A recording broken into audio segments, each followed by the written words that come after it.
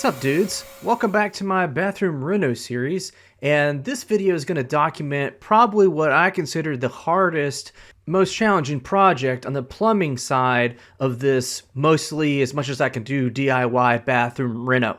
When I demoed this space, there was a tub here, and when I looked at the connections for the tub, which I'm going to use for the shower, and those water supply connections were capped off. The drain you can see right there, I will be able to reuse for the shower, no problem. But I'm having to cut away this bottom plate here to get down and access the connections.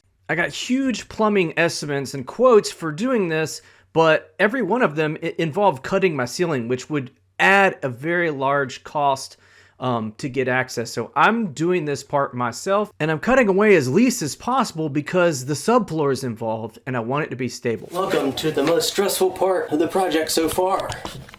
So the situation is I've got to cut a pipe that's above my ceiling. It's even worse because it's totally non-accessible. So take a look at this. So here's where I want my shower to be. My shower water supply lines come from, and they're below this thing here. They're capped off. Sometimes you just gotta get tired of not doing anything. This is gonna be where my shower wall is. I can't just leave that there. So I need to put this wood back where it belongs. I've kind of got a piece of subfloor that I screwed to this 2x4 and puzzle pieced the amount that it would fit in there. And I've got a hole through it so we can put our PEX through, plus a suspension tank. So it's gonna look like that.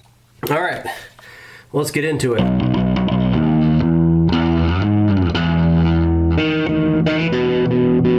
First, let's put some towels down there and put this camera down there. The things I will do to not have to cut a ceiling or paint a ceiling, even worse.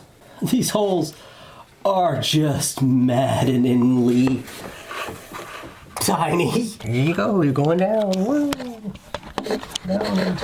So this pipe was squeaky before this project when the hot water turns on. So I put a sound isolating support clamp in there and kind of rigged up some brackets to get it on the flat wall there. See how that looks. Yeah, there it goes. That's our setup.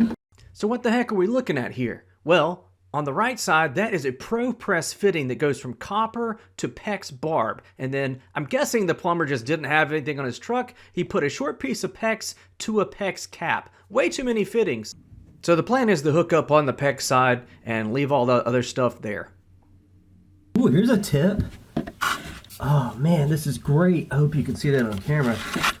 With a white pipe, I can put a light on it so I can see the PEX fittings in there. Oh, that's magic. So yeah, now I know where to cut. Okay, that's great. How much water is gonna come out? I don't know.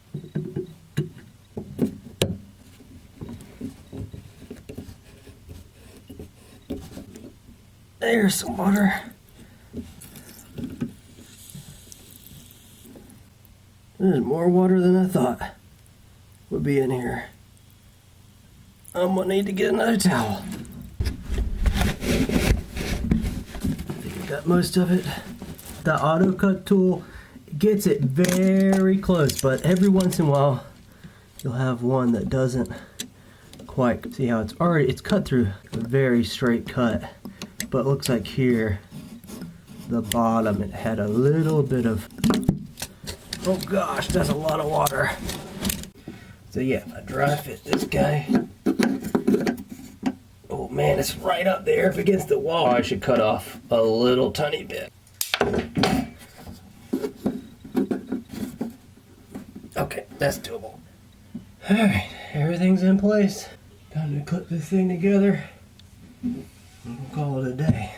I quickly found out that using this tool in this space was impossible. Well, seems like these things are too long for leverage. I need an inch or two, so sorry, Mr. Tool. I think it's time for you to get chopped.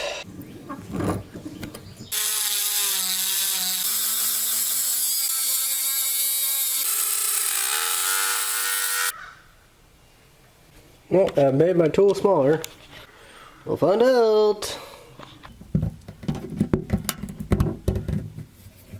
Much better. As is tradition, I knocked over my camera to miss the clamp shot. It was very uncomfortable to make, but it's nothing compared to the next one. Here's one side done. Time for the blue side.